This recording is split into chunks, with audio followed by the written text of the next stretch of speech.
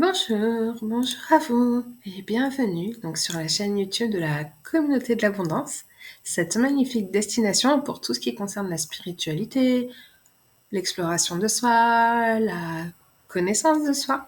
Voilà. Et donc moi je suis Ivana et là vous êtes précisément sur la playlist que je me suis dédiée pour vous parler du Human Design. Alors si vous arrivez sur la chaîne, pensez à vous abonner en activant la cloche. Et bienvenue, moi c'est Ivana. Je forme les coachs et thérapeutes au Human Design et je les accompagne à développer leur activité avec le Human Design, l'hypnose spirituelle transformationnelle et le chaman marketing. Et bien sûr, il n'y a pas que des coachs et thérapeutes que je forme au design humain. Toutes les personnes qui sont sur un chemin de conscience et qui veulent apprendre et approfondir leur connaissance du design humain, avec un enseignement qui est, ma foi, vraiment vivant. Parce que le design humain, c'est bien beau en théorie, mais c'est beaucoup mieux en pratique. Voilà. Alors aujourd'hui, je vous propose de plonger dans un sujet fascinant qui a fait couler quand même pas mal d'encre. Et il s'agit du fondateur du design humain, Ra Uru Hu. Aujourd'hui, je vous propose de vous parler un peu de son histoire, parce qu'on parle du design humain, du human design, tout ça. Ok.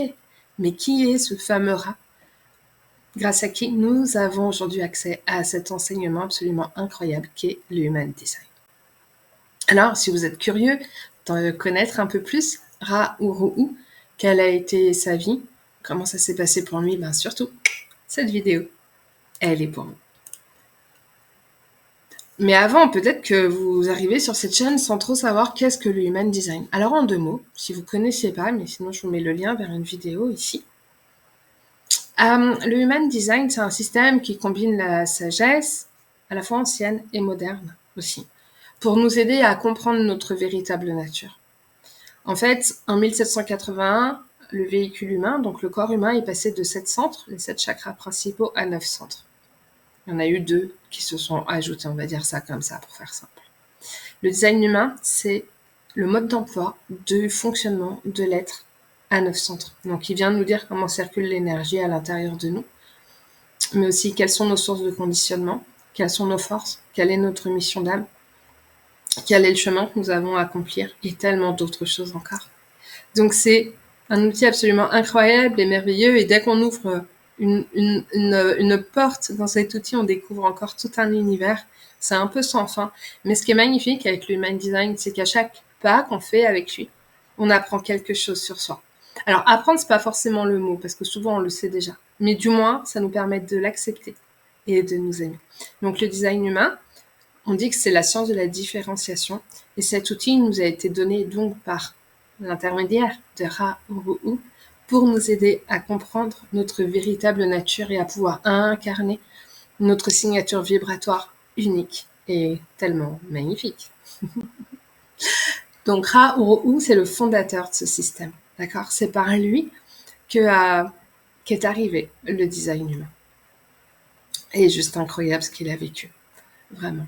Mais avant de vous parler de Ra, oui, voilà, si vous voulez établir votre charte du design humain, sachez qu'il vous faut votre date de naissance, votre lieu de naissance, votre heure de naissance. Alors, l'heure de naissance, si vous ne l'avez pas, elle peut se trouver soit sur un extrait d'acte de naissance, carnet de santé, etc. Et en fait, votre charte, elle est faite par la position des planètes au moment de votre naissance et 88 jours avant votre naissance. Du coup, je vous mets le lien là si vous voulez télécharger votre bodygraph et voir un peu à quoi vous ressemblez, voir à quel point vous êtes magnifique, donc en rentrant ces informations que je viens de vous donner. Et donc le design humain, il prend sa source, alors c'est pas vraiment sa source, mais enfin voilà, on retrouve à l'intérieur de lui en tout cas des principes qui viennent de l'astrologie, avec les planètes, du Viking, de la Kabbale et des chakras. Donc je vous l'ai dit, on considère que c'est la science de la différenciation. Mais alors, venons au sujet d'aujourd'hui. Qui est Ra Uru Hu, ce personnage absolument incroyable? Donc Ra Uru Hu, il est né à Montréal en 1948 et ses parents l'ont baptisé Robert Alan Krakower. Ra, il est plus de ce monde. Il est mort en 2011. Il n'y a pas tellement longtemps finalement, il y a 13 ans. Donc Ra, il a d'abord fait des études d'art Mais c'est dans le monde du business qu'il a vraiment fait carrière, en tout cas sa première partie de carrière, de sa vie active, on va dire ça comme ça. Donc il a travaillé dans la publicité, l'édition et la production. Mais l'art, ça a toujours été quelque chose d'important dans sa famille et aussi pour lui. Et donc, il est également devenu musicien, compositeur-interprète, poète. Et donc ça, la musique, c'est ce qu'il a... Voilà, il a continué à pratiquer ça jusqu'à sa mort. Mais en fait, en 1983, il est parti. Il a, je sais pas ce qui s'est passé. Il est parti. Il a quitté sa famille, tout ça. Il est parti. Et il est parti à Ibiza pour reconstruire sa vie, en fait. Et à Ibiza, en fait, il a d'abord travaillé en tant que maître d'école. Et c'est à Ibiza, justement, qu'il y a vraiment cette histoire qui est assez perchée quand même, et surtout de la façon dont Ra la raconte, parce que Ra, c'est quand même quelqu'un qui était vachement sceptique, finalement. Et moi-même, pour avoir vécu cet éveil de conscience en 2012, où j'ai la lumière qui m'a pété à la tronche, mais voilà, où je suis restée en reliance avec la source pendant 3 semaines, je sais, enfin, je sais pas ce qu'a vécu Ra, mais je sais ce que ce genre d'expérience peut vraiment faire ressentir. Alors souvent, quand on explique ça, on nous dit ouais, mais c'est juste magnifique. Ouais, mais c'est aussi vachement brutal, vachement violent. Et surtout quand on n'est pas préparé, qu'on est fermé à tout ça, parce qu'on avait tout, enfin, on a tout refermé avant. Et on se demande franchement, c'est faut qu'on court à l'asile ou pas. Donc c'est pas du tout facile en fait de vivre ça et ensuite de pouvoir l'incarner véritablement dans sa vie de chaque jour. Mais bon, lorsqu'on le vit, c'est qu'il y a une raison. Alors Ra, il n'était pas forcément, justement, spirituel. Il n'était pas, lorsque cette expérience s'est produite, il n'était pas sur un chemin spirituel. Donc oui, en fait, ça, ce genre d'expérience, comme moi, en 2012, mais j'étais dans la finance, enfin, j'étais pas du tout, j'avais tout fermé, j'étais pas du tout sur un chemin de spiritualité. J'avais engueulé un magnétiseur une semaine avant en lui disant que c'était un charlatan et qu'il prenait en otage les pauvres gens. Enfin, voilà, vous voyez, donc ça peut arriver à n'importe qui, à n'importe quand, à partir du moment où c'est juste et bon, c'est certainement écrit à l'avant l'incarnation. Donc voilà, donc on peut être rassuré sur l'évolution du monde, c'est ça le message que je voulais vous dire. Voilà. Donc un soir, ou en janvier 1987, où il rentre chez lui, dans sa maison, donc il vivait dans une zone isolée d'Ibiza, dans une maison qui ressemblait plus à une ruine qu'autre chose. Donc il faisait nuit, il s'approche de sa maison en fait, et il voit qu'il y a une lumière à l'intérieur. Or, il sait très bien qu'il n'y avait pas de lumière chez lui, en fait. Il n'y avait plus, voilà, il n'y avait pas de lumière. Et la porte était fermée à clé. Donc, il comprend tout de suite qu'il y a un truc bizarre. Vous imaginez, vous êtes en train de rentrer chez vous, il fait nuit, la lumière est allumée, alors vous savez très bien que c'est pas possible qu'elle le soit, et la porte est fermée à clé. Je pense que, voilà, vous vous dites qu'il y a un truc space qui est en train de se passer. Et donc, il rentre dans sa maison, et là, tenez-vous bien, il y a une aventure absolument incroyable et assez peu agréable qui est arrivée à notre cher Ra-Uru. Et ouais, à ce moment-là, il a fait la rencontre d'une voix. Ouais, c'est une canalisation, une expérience spirituelle, un moment... Voilà. Il a cru que c'était un moment de folie. Bon, dans ce cas, vu ce que j'ai vécu, moi, je serais assez folle aussi. Mais enfin, c'est des choses vraiment qui peuvent arriver quand on est sensible, ouvert, etc., et que c'est notre chemin, en fait. Et donc, cette voix, elle s'est emparée de lui, et elle lui a parlé, et elle lui a dit, est-ce que tu es prêt à travailler? Et là, durant 8 jours et 8 nuits, Ra va recevoir des informations de cette voix. Il va les retranscrire, et ça va créer le corpus de ce qui allait devenir le Human Design. Et bien sûr, lorsqu'on vit ce genre d'expérience, ça nous change pour toujours et à jamais. Enfin, c'est un point vraiment crucial dans une vie. Donc évidemment que ça l'a complètement changé. D'ailleurs, c'est à ce moment-là qu'il a changé de nom, qui s'est appelé Ra-Uru. C'est la voix qu'il a baptisé Ra-Uru, celui qui achève le cycle.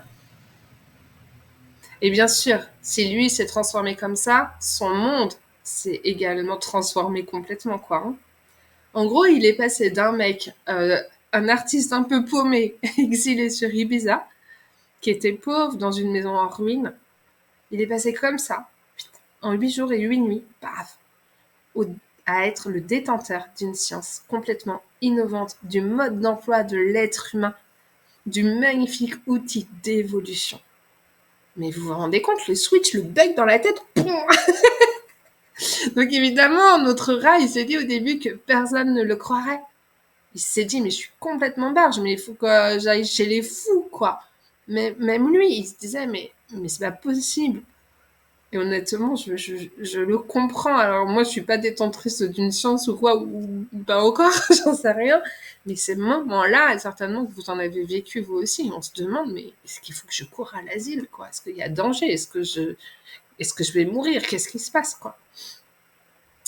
Et donc, Ra, durant ces 8 jours de sa rencontre avec la voix, il a reçu une immense quantité de connaissances, à la fois sur le fonctionnement de l'univers et la dynamique énergétique des êtres.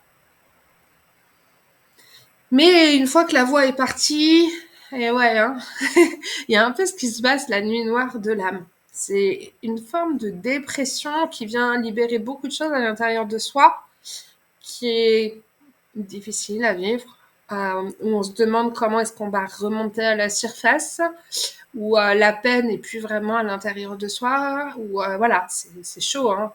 Alors, on peut appeler ça dépression, mais c'est pas vraiment une dépression. C'est pas vraiment une dépression.